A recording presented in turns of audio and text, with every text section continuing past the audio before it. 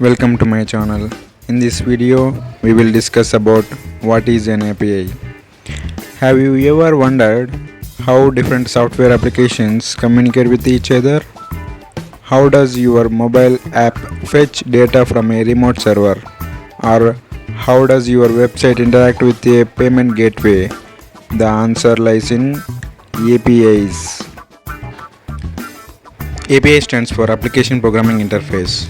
The word application refers to any software with a distinct function or specific function.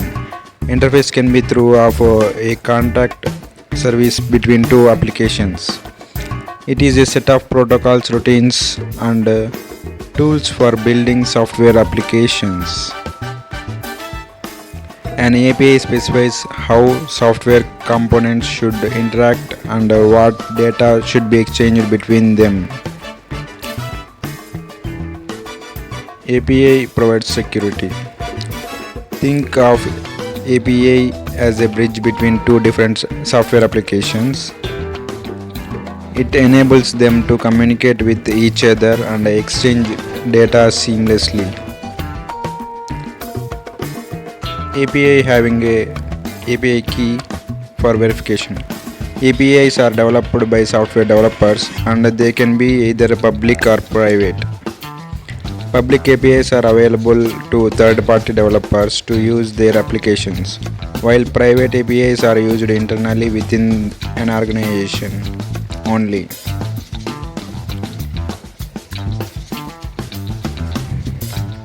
APIs are used in variety of ways.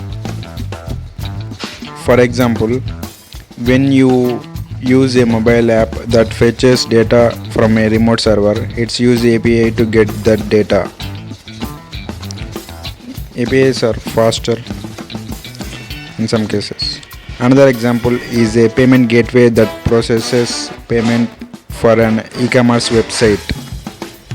The website uses API to communicate with the payment gateway and initiate the payment process.